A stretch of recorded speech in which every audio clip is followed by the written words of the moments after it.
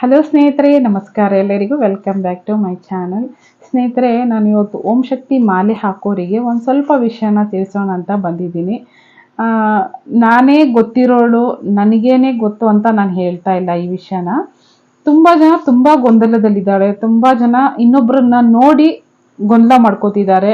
ನಿಮಗೆ ಗೊತ್ತಿರುತ್ತೆ ಯಾವುದು ತಪ್ಪು ಯಾವುದು ಸರಿ ಅಂತ, ಇನ್ನೊಬ್ಬರನ್ನ ನೋಡಿ ನೀವು ಗೊಂದಲ ಮಾಡ್ಕೋತಿದ್ದೀರಾ. ಅದೆಲ್ಲನೂ ನಾನು ಇವತ್ತು ಡೀಟೇಲ್ ಆಗಿ ವಿಡಿಯೋ ಮಾಡಿರ್ತಾ ಇದ್ದೀನಿ. ಯಾಕಂದರೆ ನಾನು ಕಮೆಂಟ್ ಮಾಡೋದ್ರಿಂದ ಒಬ್ರಿಗೆ ಸಿಗುತ್ತೆ, ಇಬ್ರಿಗೆ ಸಿಗುತ್ತೆ. ತುಂಬ ಜನ ಕ್ವಶನ್ ಮಾಡ್ತಾನೆ ಇರ್ತೀರಾ, ತುಂಬ ಜನ ಗೊಂದಲದಲ್ಲಿ ಇರ್ತೀರಾ.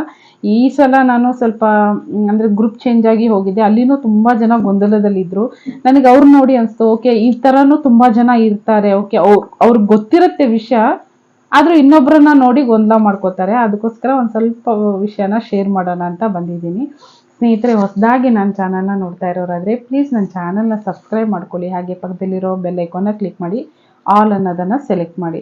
ಆವಾಗಲೇ ನಾನು ಹಾಕೋ ಎಲ್ಲ ವೀಡಿಯೋಸು ನಿಮಗೆ ನೋಟಿಫಿಕೇಷನ್ ಬರುತ್ತೆ. ಯಾಕೆ ಗೊತ್ತಾ, ನಾನು ಇರುಮುಡಿ ಕಟ್ಟಿದ್ದಾಗಿದೆ, ಓಂ ಶಕ್ತಿಗೆ ಪ್ರಯಾಣ ಮಾಡಿದ್ದಾಗಿದೆ, ಇರುಮುಡಿ ಸಲ್ಲಿಸಿದ್ದಾಗಿದೆ, ಬಂದಿದ್ದು ಆಯಿತು, ಪ್ರಸಾದ ಎಲ್ಲ ಮಾಡಿದ್ದು ಆಯಿತು.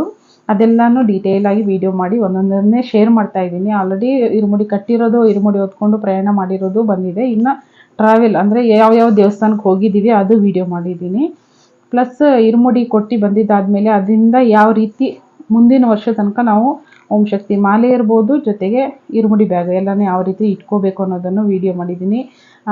ಇರುಮುಡಿ ಅಕ್ಕಿಯಿಂದ ಪ್ರಸಾದ ಹೇಗೆ ಮಾಡೋದು ಅನ್ನೋದನ್ನು ಕೂಡ ವಿಡಿಯೋ ಮಾಡಿದ್ದೀನಿ. ಅದೆಲ್ಲನೂ ಒಂದೊಂದಾಗಿ ಶೇರ್ ಮಾಡ್ತಾ ಹೋಗ್ತೀನಿ. ಅದೆಲ್ಲ ನೀವು ನೋಡಬೇಕಂದ್ರೆ ಪ್ಲೀಸ್ ನನ್ನ ಚಾನಲ್ನ ಸಬ್ಸ್ಕ್ರೈಬ್ ಮಾಡ್ಕೊಳ್ಳಿ. ಹಾಗೆ ಪಕ್ಕದಲ್ಲಿರೋ ಬೆಲ್ ಐಕಾನ್ನ ಕ್ಲಿಕ್ ಮಾಡಿ.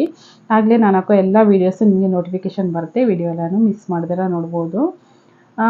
ಒಂದೊಂದಾಗಿ ವಿಷಯ ಹೇಳ್ತೀನಿ ನೋಡಿ ಸ್ನೇಹಿತರೆ. ನಿಮಗೆ ಎಲ್ಲ ವಿಷಯನೂ ಗೊತ್ತಿರುತ್ತೆ, ಆದರೆ ಇನ್ನೊಬ್ಬರನ್ನ ನೋಡಿ ನೀವು ಗೊಂದಲ ಮಾಡ್ಕೋತಿದ್ದೀರಾ. ಇವಾಗ ಸಿಂಪಲ್ ಆಗಿ ಓಂ ಶಕ್ತಿ ಇವಾಗ ಒಂದು ದೇವರು ಅಂದಮೇಲೆ ಯಾವುದೇ ದೇವ್ರು ಇರ್ಬೋದು, ಹೆಣ್ಣಿರ್ಬೋದು, ಗಂಡಿರ್ಬೋದು, ನಮಗೆ ಒಂದು ಆಚಾರಗಳು ಗೊತ್ತಿರತ್ತಲ್ಲ. ಸೊ ಅದೇ ರೀತಿ ನಿಮಗೆ ಒಬ್ರು ಹೇಳಿದ್ದು ತಪ್ಪು ಅನ್ಸಿದ್ರೆ ನಿಮ್ಗೇನು ಆಚಾರಗಳು ಗೊತ್ತಿರತ್ತಲ್ವಾ.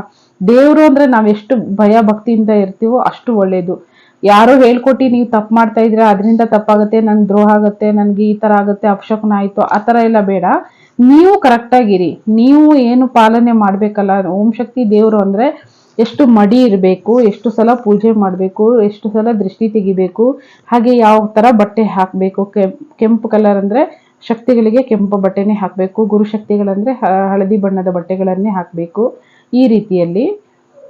ಸೊ ಅದೇ ಥರ ನೀವು ನಡ್ಕೊಳ್ಳಿ. ನೀವು ಇನ್ನೊಬ್ರನ್ನ ನೋಡಿ ಡಿಪೆಂಡ್ ಆಗಬೇಡಿ. ಅವ್ರು ಹಾಕಿದ್ದಾರೆ ಕಲರ್ ಡ್ರೆಸ್ಸು, ನಾವು ಹಾಕಬಾರ್ದಾ, ಅವರು ಬ್ಲ್ಯಾಕ್ ಕಲರ್ ಹಾಕಿದ್ದಾರೆ ನಾವು ಹಾಕಬಾರ್ದಾ, ಅವರು ಒಂದೇ ಸಲ ಪೂಜೆ ಮಾಡ್ತಿದ್ದಾರೆ ನಾವು ಮಾಡ್ಬೋದಾ, ನಾವು 2 ಸಲ ಮಾಡಬೇಕಾ, ನಾವು ಯಾಕೆ ಮಾಡಬೇಕು, ಆ ಥರ ಎಲ್ಲ ಬೇಡ. ನಿಮಗೆ ಕರೆಕ್ಟ್ ಅನ್ಸಿದ್ದನ್ನ ನೀವು ಮಾಡಿ. ಇನ್ನೊಬ್ಬರ ಮೇಲೆ ನೀವು ಡಿಪೆಂಡ್ ಆದರೆ ನಿಮಗೆ ಒಂದು ರೂಲ್ಸ್ ಗೊತ್ತಿರುತ್ತೆ ನೋಡಿ. ಮಡಿಯಲ್ಲಿ ಇರಬೇಕು ಅಂದರೆ, ಮಡಿ ಅಂದರೆ ತುಂಬ ಒದ್ದೆ ಬಟ್ಟೆ ಆ ಥರ ಅಲ್ಲ.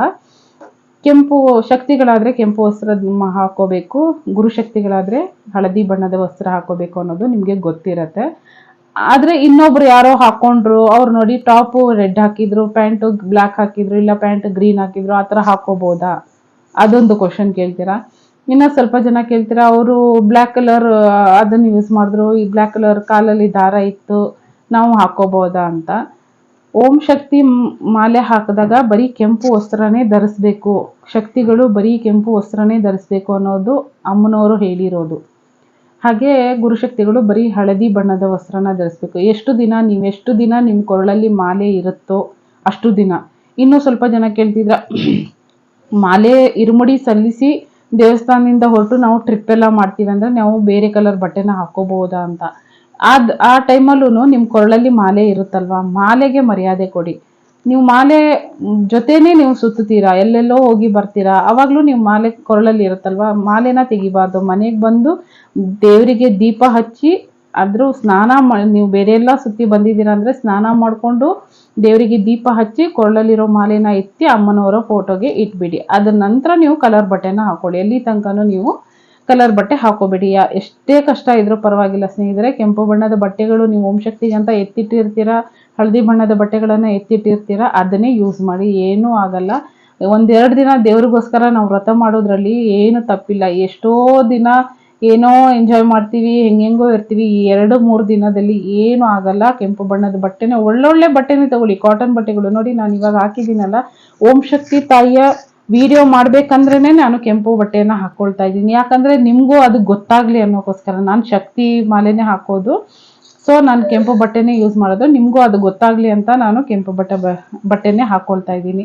ಇನ್ನು ಸ್ವಲ್ಪ ಜನ ಕೇಳ್ತಿದ್ದೀರಾ, ಅಂದ್ರೆ ಹೊರಗಡೆ ಹೋಗ್ಬೋದಾ, ಏನ್ ಮಾಡ್ಬೋದು, ನಮ್ಗೆ ಆ ಥರ ಇದೆ ಈ ಥರ ಇದೆ.